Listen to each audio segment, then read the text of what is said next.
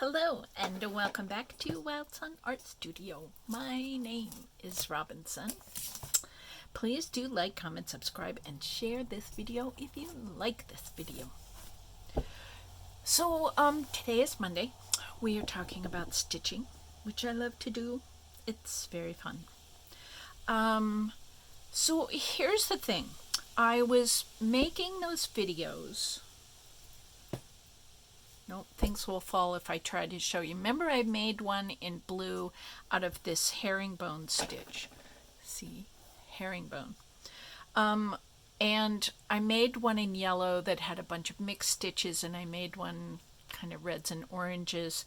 And those were on white felt. And I was wondering and thinking about, could I possibly make enough stitches on a black or dark color of felt? And this just crossed my mind. The reason I'm using felt is that it has, a little more substance than just using a piece of cloth. And yes, I could do this on a piece of cloth with the sort of the base being felt, except that it makes it a little harder to stitch going through a closely woven fabric. So I just gave it up and am doing it on felt. So that's a thing. Anyway, I was wondering if I could do enough herringbone, enough stitching on a piece of, with white, on a piece of black cloth to be able to send it through the copier without kind of using up all the black toner in my copier. And a little bit of stitching ago, I sent it through the copier just to kind of see. No, I guess I've been over it, this little darkish spot. I think I went over it a bunch more and put some more stitches in. You can see this here. I might actually leave that. If we turned it upside down, it would look like a heart. Maybe. I don't know. Anyway, but I wanted to take you through the making of this, and then I'll fill this, and I'll have a whole page. It'll be so cool of this wonderful texture of the stitches as a background something. So the ultimate purpose of this is that a person could write. I'm just checking the pens. All right. This is the better pen, more ink.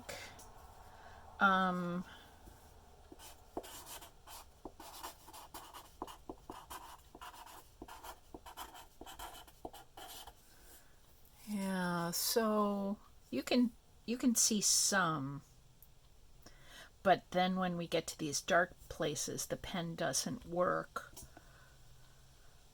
And the writing, kind of falls away. So, not so much.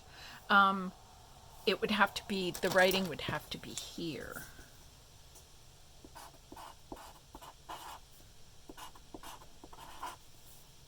Yeah. There really can't be a lot of dark spaces at all, because this is hello, in case you can't read it. It's kind of actually hard to see that H, but it's really hard to discern the E. So even when I'm done, this probably isn't going to make good writing paper, but it will make good collage paper or just as a background. And then you could, I don't really have any black and white thing, but we could put colors on top of this, and that would show up okay. Experiment, experiment, experiment. All right. Put these away. And yeah, so let's go back to this. So the first thing I did was I go into my other room where I have my whole fabric stash, and I bring a piece of cardstock and I cut out around the cardstock, leaving a bunch of space so that I can I'll sew it and then I'll clip it a little closer. So what I do to make marks on this is I use this clover. This is chalk inside here. Doesn't really say what the name of this thing, a chalk.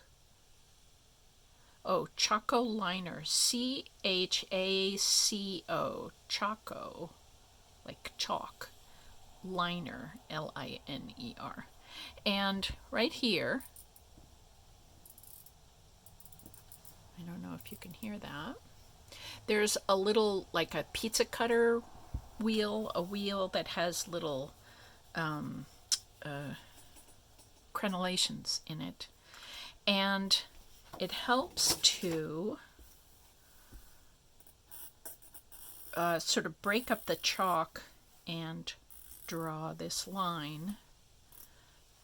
So I've been sewing enough on this fabric that the chalk kind of falls away after a while and you can't see it anymore. So what I've been doing is putting chalk on and then making just partial, like a half a cross stitch, and I'm going in on right on the line. So this is going to tell me later, because the chalk wears away and it stops being helpful. So what I'm doing is making a row of these half cross stitches, which will mix right into the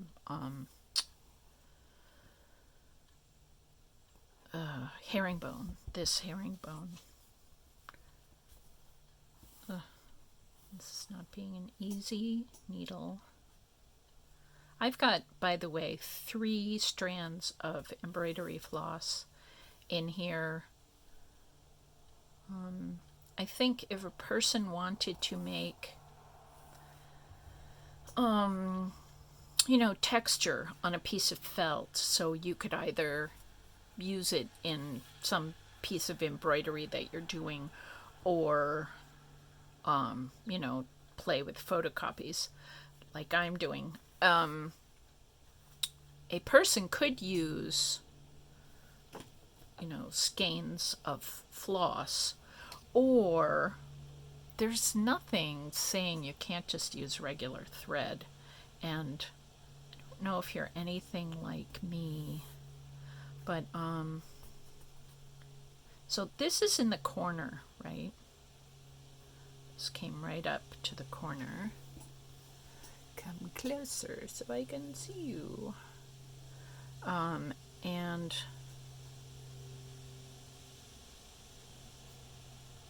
yeah, I just want to be really clear to myself where that corner is. So the stitching goes right up to the line here, and then it will go right up, whoops, bang, to the line.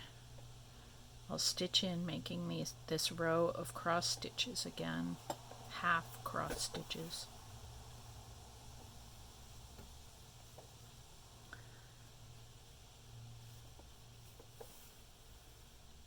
And see, I'm keeping, can you see? I'm keeping right on this chalk line.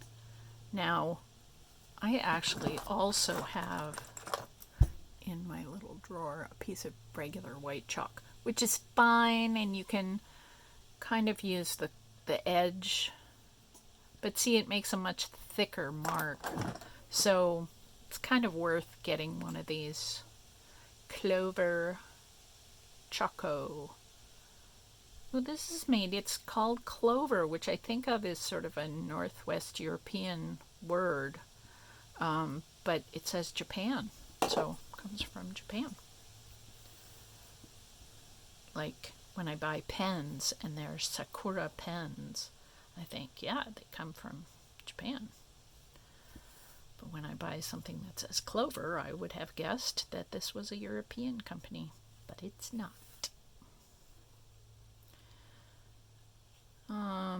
So, yeah, I'm just finishing off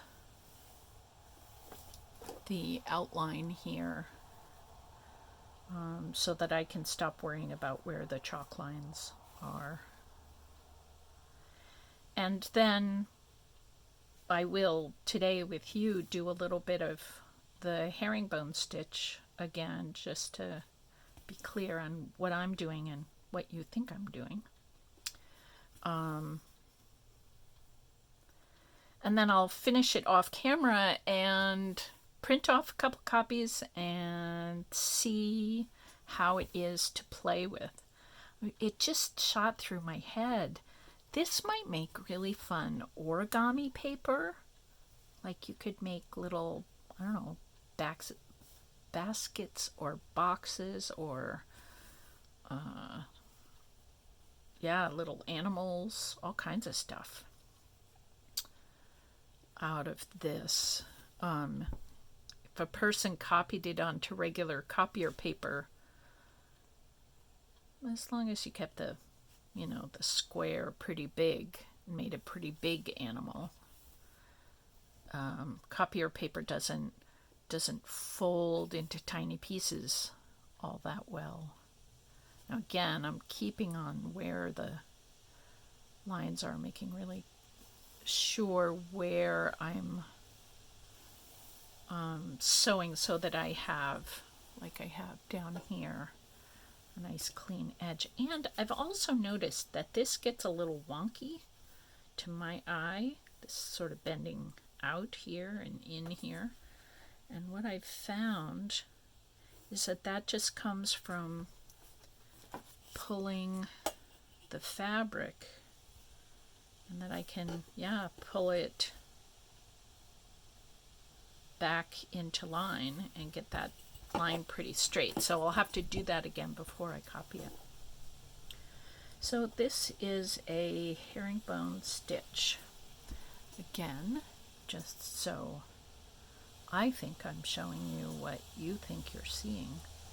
So you start off, coming up from maybe the lower left, go into the upper right, do a stitch.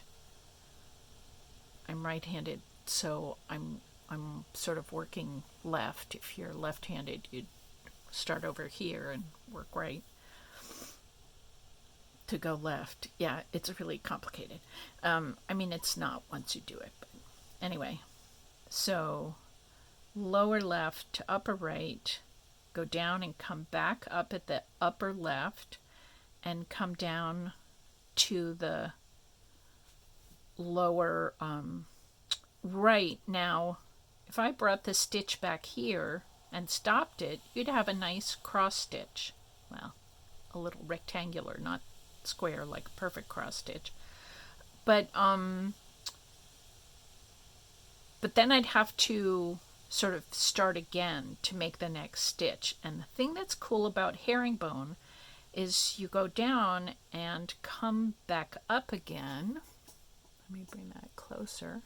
So I go in and come back up kind of halfway, in the middle of that stitch, and start another herringbone. Cross, the cross of the herringbone. And I guess if you split open a herring fish, their bones, their rib cage bones, kind of look like this. I don't know, I haven't seen a herring fish split open since I ate sardines with my dad. I realized that's, anyway. When I was a child of, 10 or something. So that was a while ago. So So yeah, you see I'm making like a little cross with a long leg, and then a little cross down here and a long leg up, and a little cross up here and a long leg down. So it just goes like that. So it moves really nicely. And I don't want to have too sharp a line here, or else it won't look all mixed up like this. So I'll come down a little lower.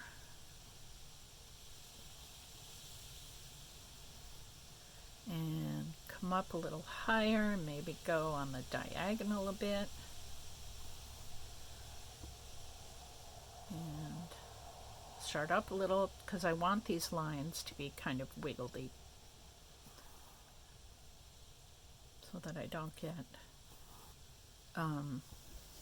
some sort of sharp line in here. Yeah.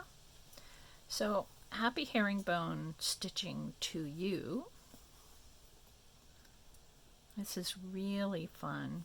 If you try this out and you have some kind of success making a stitchery with a lot of texture on it that you really enjoy, and you use some kind of a stitch beyond the herringbone stitch, please comment below. I would really, I'll get to a whole bunch of other stitches sooner or later, but it would be really fun to see what other people are doing. All right, so now I've just got a little bit of thread, and because these cloths are not going to be used like in clothing or something where stitches get pulled pretty hard, this is really just to copy it. I don't have to really knot it off on the back, so I'm going to go in with the thread, and then I'm just going to, felt has some dimension, some thickness to it, so I'm going to go into the thickness a little bit, but not a lot, although if I show on the other side, you won't be able to see after a while, and then just pull it through like that. And I think I'm going to clip most of the length there away. Yeah. So this is my plan, to fill up my rectangle with lots of cross-hatching stitches and put it through the copier and see what kind of texture I can get. And I've had some success with blue and yellow and red, so I just wanted to reverse the lightness and darkness factor and have a dark background with very, very pale thread. See what happens. So I wish you bravery and courage as you go out and try to make, little sewing experiments or little experiments of all kinds. And I wish you success, but I also wish you the ability to learn, even when you don't have success, that you figure out something even better. So, and I wish you fun, but mostly courage, because I'm pretty sure it's worth it to keep on going and keep trying to figure stuff out. That's my story, and I'm sticking to it. And the sparkles go around the world and end up in your space, if that would be pleasing to you. I hope you have a good week, and I'll see you with some more sewing next week. All right, bye.